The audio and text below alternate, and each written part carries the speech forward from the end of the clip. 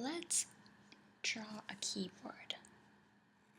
I draw a keyboard starting with the black keys. See, I have a little one already. That was just a practice. Keyboards start with, they don't start with, but I'm starting with a group of 2 black keys and then a group of 3 black keys. And these alternate.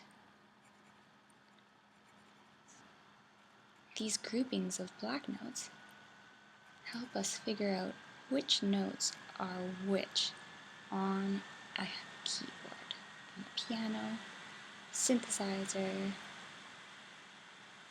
and things like that.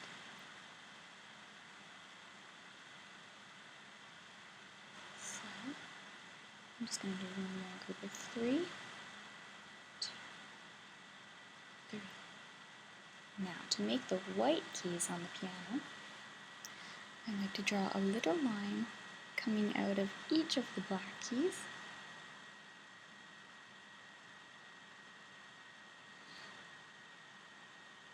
And then a long line going all the way up between each of the groups. And then on the sides as well. And then connecting them all at the bottom.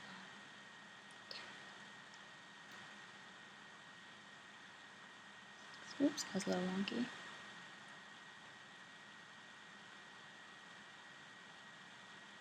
It's not a very perfect keyboard at all. My hand is shaking. But as you can see, now we have a little bit of a roadmap so that we can now name all of the notes.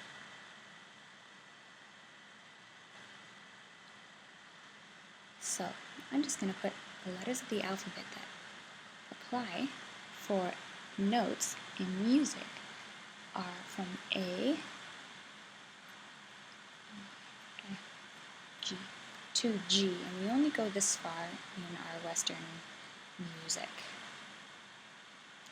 So my little keyboard starts on C, so I'm going to write the rest of the letters in order: C, D, E, F, G, A, B, C, D, E, F, G, A, B. Starting on C, on all the white notes, these are the white notes that I have labeled. They get the letter. Starting on C, on white notes, will make a nice major scale. When I go up the keyboard, the notes get higher, and when I go down, the notes will get lower.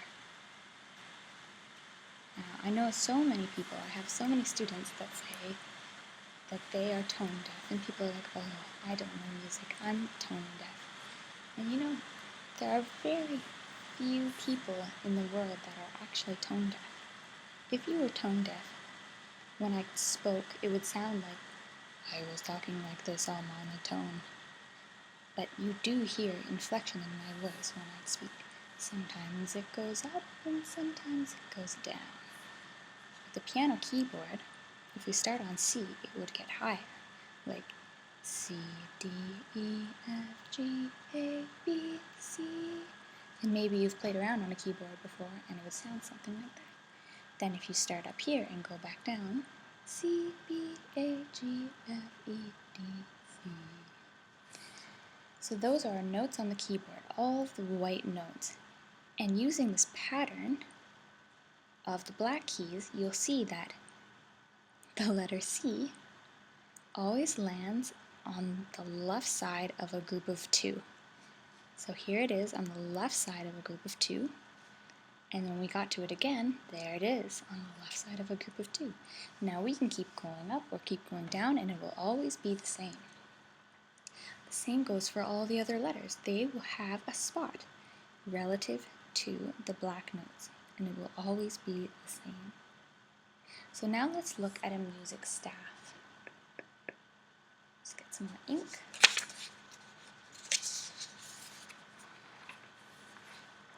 Use the back of this piece of paper. the lines of a staff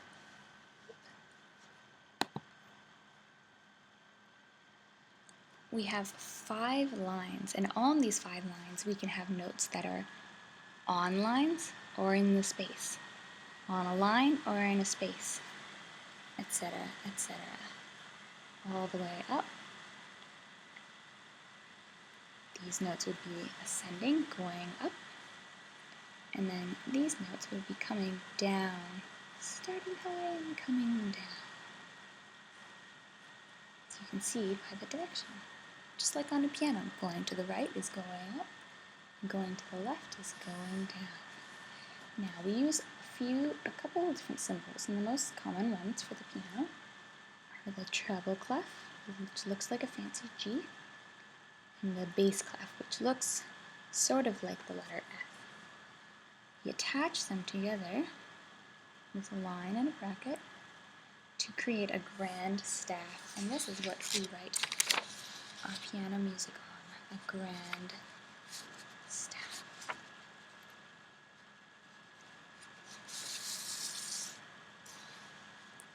So, I hope that you can see what I'm doing. Oh, I'm so sorry. Okay. On the grand staff, we start in the very middle by drawing our own line. And this note, we call this middle C. It looks a little bit like Saturn, floating by itself between the 2 staves. This is C, middle C. As we go up the letters of the alphabet. The next note, which is just in the space between the floating C and the line, is D. And going up, the first line is E. Space, F. Line, G. Space, A. Line, B. Space, C. Let's keep going. We've done our whole little scale. The pattern is repeating itself. Let's keep going. Line, D. Space, E. Line, F. And let's go to this space up here is G. Now, this just looks kind of random right now. We just have notes everywhere. Draw the next like this. There are tricks to remember where all these letters are. And we'll start with the one that I learned, which is first for the lines. For each of the lines, the E, the G is on a line, B is on the middle line, D is on the second to the top, and F is on the highest line. For these 5 letters, I learned the saying, every good boy deserves fudge. I'm going to try and write that sideways right now. Every good boy deserves, it's hard to do, fudge.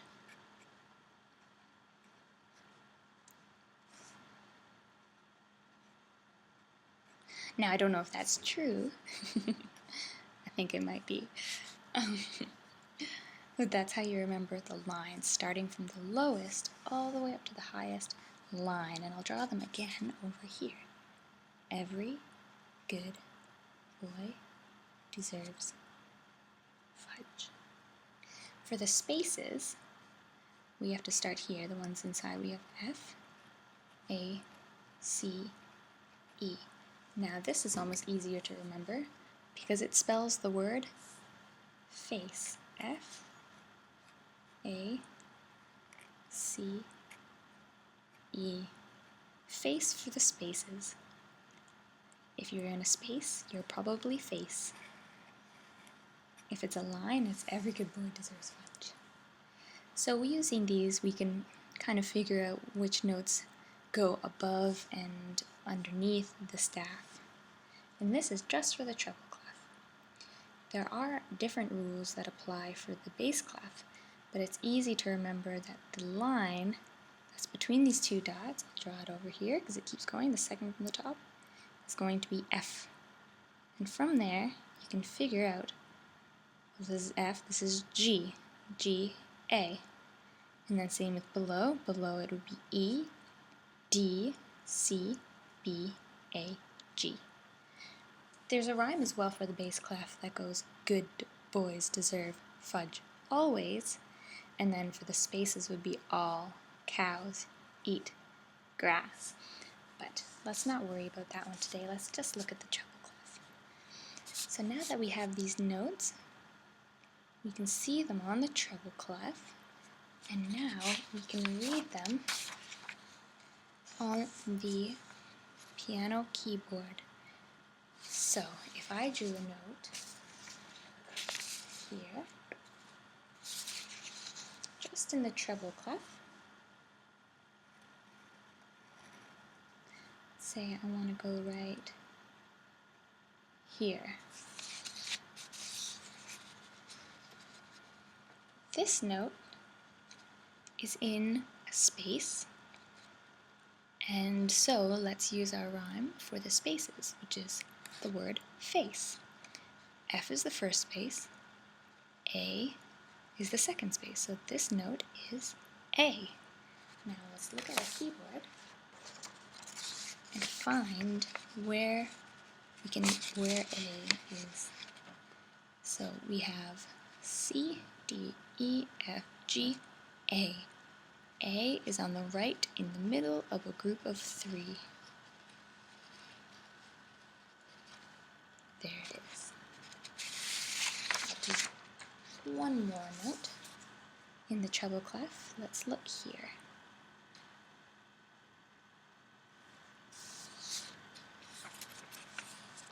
This note that I just drew